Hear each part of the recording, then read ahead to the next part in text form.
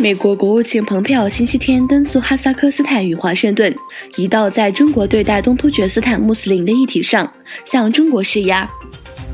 蓬佩奥在对哈萨克斯坦首都诺尔苏丹访问期间说，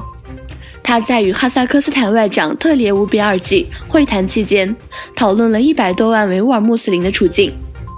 以及中共在新疆拘禁的少数民族哈萨克人等问题。蓬佩奥说，对基本人权的保护决定了一个国家的灵魂。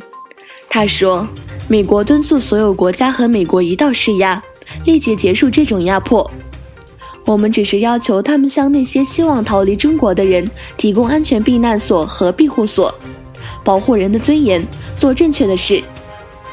蓬佩奥还对哈萨克斯坦总统哈斯姆卓马尔特托卡耶夫正在实施的政治改革进程表示了肯定，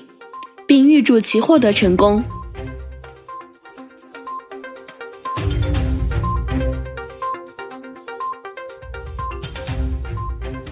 在比利时首都布鲁塞尔，数百名维吾尔人及其支持者抗议中国政府对东突厥斯坦人施加的压力和酷刑。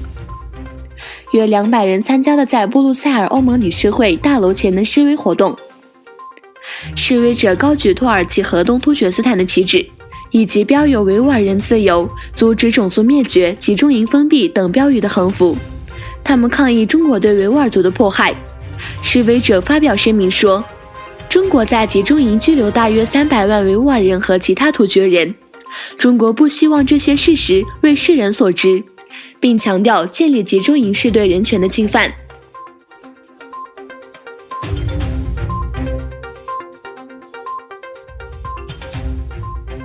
武汉肺炎疫情仍持续失控，中国下令焚烧新型冠状病毒感染的肺炎受害者，并禁止其尸体被埋葬。当局限制了该国的葬礼传统，死者尸体将在医院附近的火葬场火化。据目前最新疫情数字，全中国含港澳到今上午11时统计，已确诊17235人，死亡人数361人。另一方面，菲律宾出现首例新型冠状病毒死亡病例，系中国外首例。菲律宾当局周日2月2日宣布该国首宗武汉肺炎死亡病例，这是中国境外第一宗武汉肺炎死亡案例。死者是一名来自武汉的男子，这名44岁的武汉男子死在马尼拉一个医院里。世界卫生组织表示，这名死者在进入菲律宾之前感染了武汉肺炎。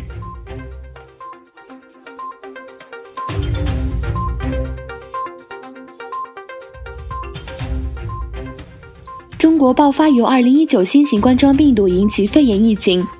各国纷纷采取措施阻止病毒进口，并撤走其滞留在武汉及湖北地区的侨民。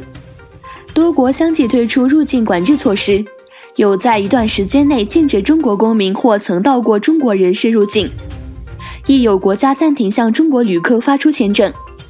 以色列因新型冠状病毒疫情禁止50名中国人入境。由于在中国武汉爆发的新型冠状病毒，以色列政府不允许50名中国人进入该国。以色列公共广播表示，不允许50名来自俄罗斯的中国人进入特拉维夫。另一方面，黎巴嫩当局不允许中国船只进入该国港口。俄罗斯国营铁路公司周日公布，因疫情，将由5夜起暂时关闭连接两国的铁路客运服务，当中包括来往莫斯科与北京的客运列车，直至另行通知。印尼2月2日宣布，即时开始禁止曾在中国14天或以上的旅客入境，通过印尼转往他国者亦在此限。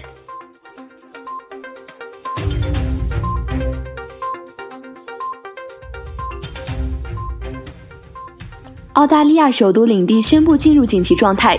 预计山火形势在未来2天内会恶化。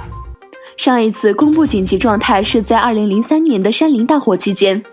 首都领地首席部长表示，他不会轻易宣布首都领地进入紧急状态。英国广播公司宣布，澳大利亚首都特区来面自2003年以零最大的火灾威胁，首都堪培拉南部的居民被警告要寻找藏身之处。堪培拉南部的大火尚未得到控制，并在 ACT 的20%以上蔓延，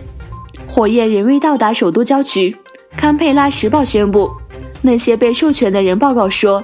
有55234公顷的土地由于欧绕山谷大火而变成灰烬。